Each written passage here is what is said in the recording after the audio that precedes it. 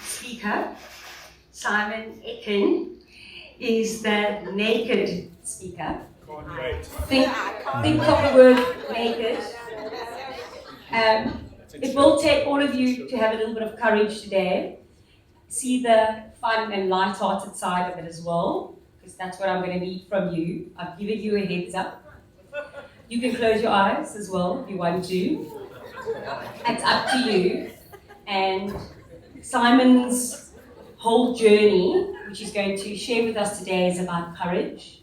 A trans-African cyclist, journalist, leadership coach, professional speaker, even a stand-up comedian for many years. So we've asked him to come and share his powers with you and maybe a bit of his body too.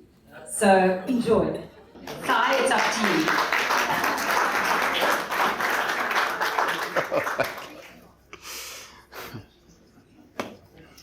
Good morning. Seems like my cover is blown. Normally that's a secret, but I will give you context as we go. It's the 4th of February, 1988, the evening of my 21st birthday.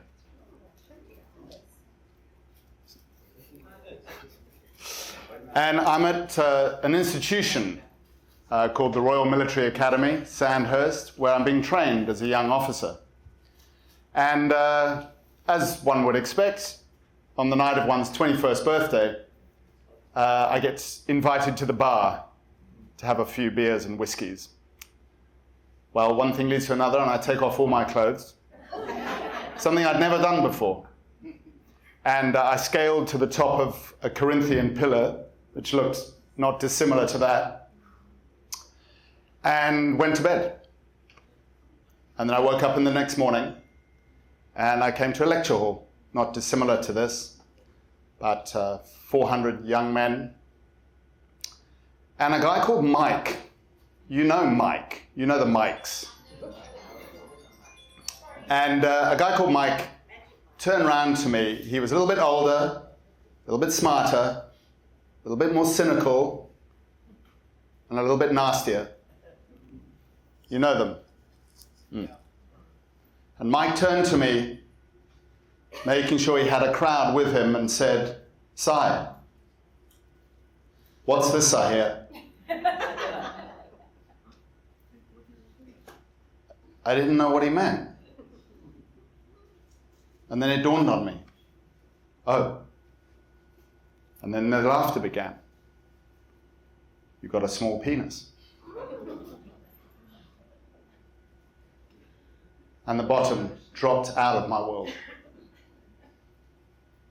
All confidence I ever had, all belief I ever had in myself, disappeared. And I did what many of us do, I guess, is live like this. Everything's fine, isn't it? As long as we strap on our smiley face and go out into the world. Who here knows this image? Who's aware of this image for themselves? Yeah, good number of us. I don't have a penis, I don't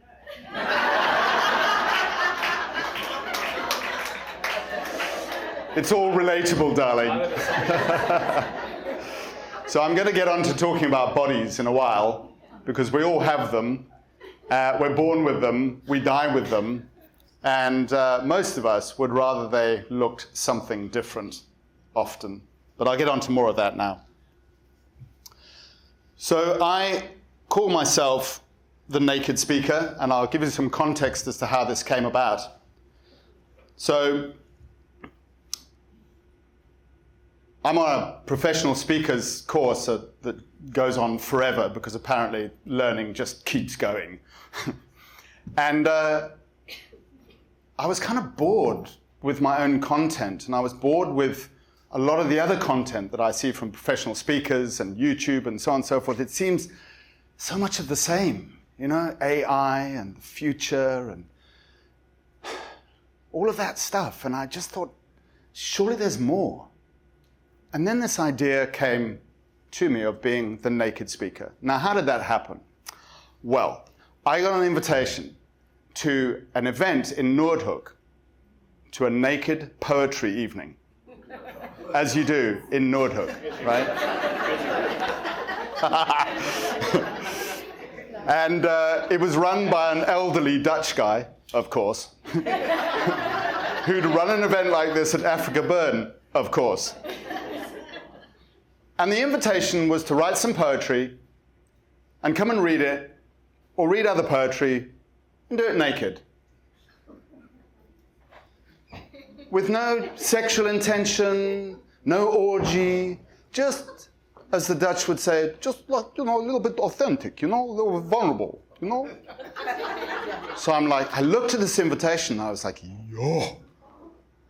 But there was another part of me that went, wow. And because my favorite word in the whole world is courage, I thought, let me go. So I went along, slightly awkward at the start. But then he said, okay, let's go derobe. We derobed. We sat round, had a glass of wine, and there was something happened within me. There was like a sense of coming home. People just being people. All sorts of different bodies and sizes and shapes and everything else. And that noise in my head, I noticed, just disappeared. And I was just with human beings in a way I'd never been with human beings before. It felt real. It felt completely unpretentious. All the masks, for obvious reasons, were down. So I started to explore this idea of nakedness. And I headed off into the Northern Cape for 10 days on a personal retreat, which was really an invitation from my wife to get the hell out of it and go and be on my own. And it was while I was there that I kind of tested this whole nakedness piece. And where I could, I'd walk along the Orange River, I'd wave to the canoeists as they went past. I was the only person in the campsite. And more and more this started to happen. And that was when I came across the idea of being the naked speaker. Like, yeah, the naked speaker, like the naked chef, naked insurance. I'm like, come on, dudes. Get your clothes off. Do it real. I'm joking, because it's probably not going to happen. But I thought to myself, could I really do this naked piece? Because the naked piece, my physical naked piece, is actually my deepest fear. Even when I do it time and again, that voice, Mike Rogers' voice, is there. Never goes away. But the more I share it, the more the voice softens. And people start to see themselves in me and my story. And isn't that how it works? No sharing, no transformation. Has anyone ever here experienced any kind of body shaming? Put up your hand. Yeah. And those who haven't put up your hand, we know it's up. So, as I notice my nerves increasing, I am now going to remove my clothes. But I want to give you some context. I'm going to ask everyone, when I do this, to close their eyes.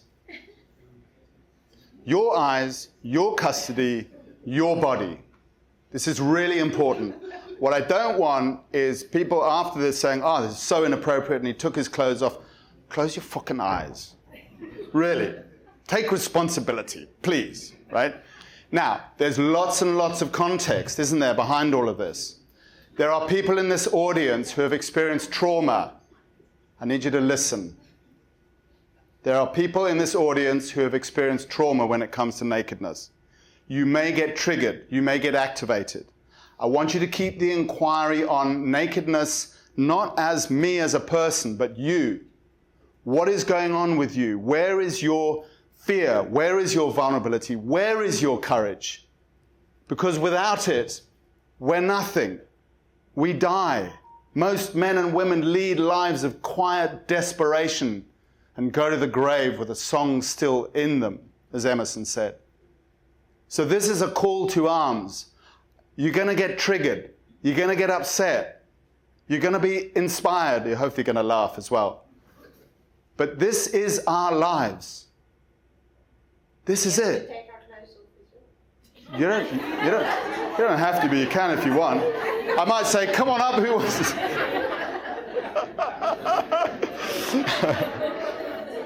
Do we have to take our clothes off? There are naturists among us. I know there are at least 1 or 2 or 7 or 10 who do it quietly in the back garden and go to Sandy Bay at the weekend. But really, it's about ourselves. Why has nakedness become so inappropriate and so tricky and such a taboo? But we're happy to watch movies, watch porn. You know, oh, that's okay. But you know, if I walked in the street being naked, I would get more jail time than drug dealers and rapists. It's a fact. Now, I'm not necessarily going to do that right now, you know, but I just want you to think differently about yourselves. I've had conversation with, I'm afraid to say, mostly women who cannot bear to even look at their bodies in the mirror. This is a pandemic. It's a pandemic of a war on ourselves. This thing, it runs the show. Fear runs the show. And all the while here in the gut, God lives in the heart and the gut and the intelligence here. But this is a devil. It's not meant to run the show. But we have 60,000 thoughts a day. 60,000 thoughts a day. 90% of them are repetitive. We do the same, we think the same yesterday as we did today, mostly. And of those 90,000 thoughts, 75% of them are negative. And then we die. There's an opportunity for something different. We love the crazy ones, don't we? Mick Jagger, Bob Marley, Steve Jobs, Jesus, Muhammad. They were out there, baby, and we'll go to church and worship them, but fuck it if I'm going to do that. No! No! It's us. It's here. God is within us. It's perfect. Okay, enough procrastination. So, please close your eyes. Everyone close their eyes. If you choose to open them because you choose to open them. Would it be curiosity? Would it be titillation? Would it be whatever? I want you to look at it like, I'm you. What is it about me that can get up and stand up and speak and get paid for it by a law firm at 10 o'clock on a Tuesday morning? That's not bad, is it?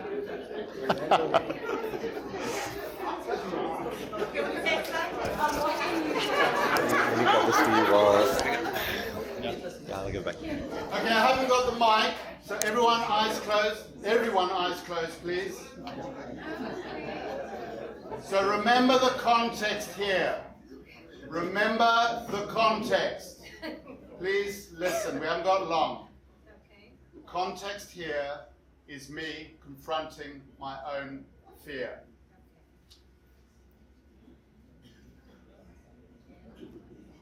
What fear are you not confronting?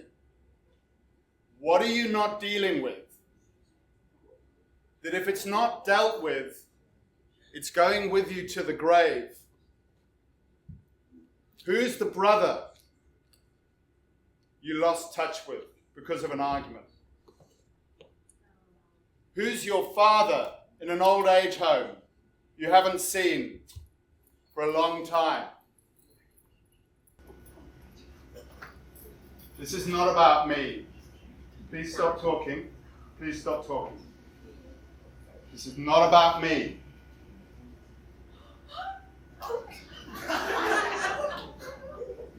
This is about you. I'm naked. You're naked. You've seen a naked body before. You look at yourself in the mirror. What is going on here, people? So this is the point. I will put my clothes back on shortly, by the way. But I stand here. My hope is that I inspire you to step into your weakest, darkest self. Your shame, your embarrassment, and take that on, because that is exactly where we need to be. Notice your laughter. Why are you laughing? What is that about? Often laughter is about nervousness, discomfort. If I bring up discomfort for you, I'm just me. What is this triggering for you? We owe it to our children, to society, to live our lives, to live our best lives, don't we?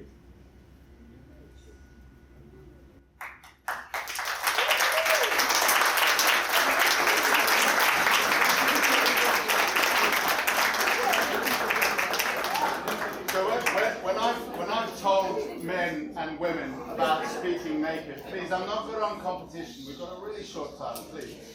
So when I've told men and women about speaking naked, women's response is, oh, great, I like vulnerability and stuff. Men's response, I hope you're well done. Because here's the thing, I want to talk about masculinity and femininity, because this is a huge opportunity for us. We are now in day 9 of 16 days of activism against gender-based violence. Hands up if you've heard of that campaign. Okay? Now keep your hands up. Hands up if you believe it's a campaign that's important. Okay, good. Great. Thank you.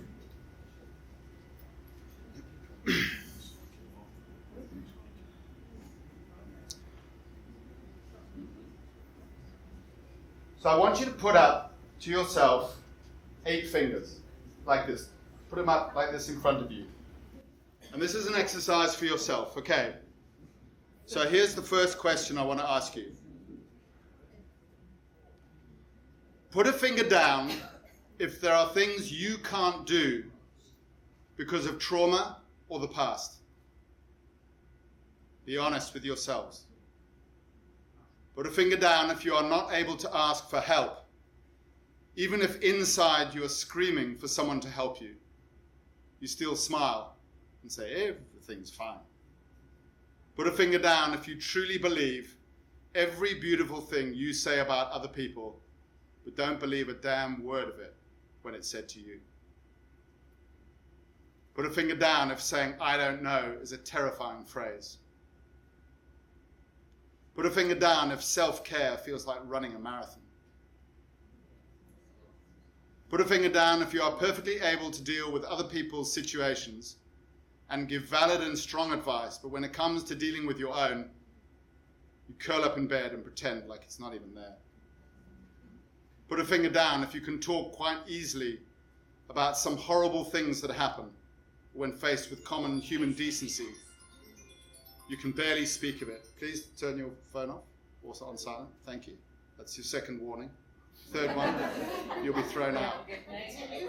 Third one, you'll be naked, yes. And lastly, put a finger down if when you tell people that you will always be there and that you truly mean it, but you are unable to believe it when they say it to you. Look how many fingers you've got. Okay. So those fingers represent the degree, I judge, of fear that we experience in our lives. What are we not saying? What are we not sharing? What is it that we could be doing more? Because guess what? Fear is doing a good job, isn't it? This is a fear factory. It never stops churning out all the reasons why we shouldn't do it. Me taking off, one of the big fears I have about taking off my clothes is I'm just committing complete career suicide. I don't know. But you know what? I've got to do it because it's important to me. It has authenticity and truth to me. And I hope I don't offend people. It's not about offending people. It's us doing what we need to do. And then guess what? People will either take offense or they won't take offense.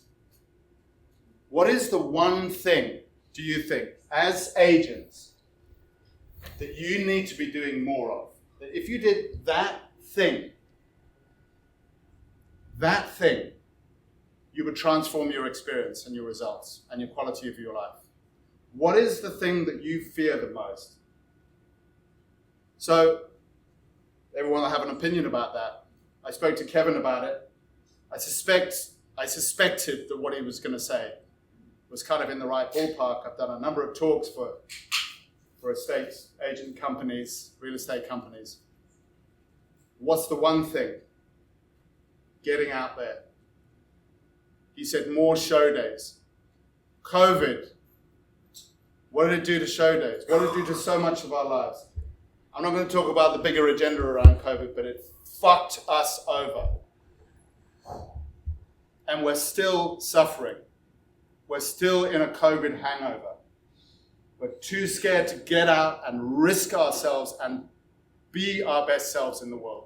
So we're relying more and more on AI and social media and beautiful posts. Yeah, that's helpful. What counts is connection. Eyeballing a human being. Seeing what's going on for them. You guys are like therapists and counselors to people. It's their homes. It's their lives. Got so many memories. And operate with kindness and love and respect. Getting out there, because no contact survives, no battle plan survives contact with the enemy. The only way we know is to get into a position and make things happen. Do you agree? Uh-huh. Okay, good. We need to wake up from our slumber. As I said, we have 60,000 thoughts a day, 75% of them are negative and 90% are repetitive. What is the most powerful force on the planet?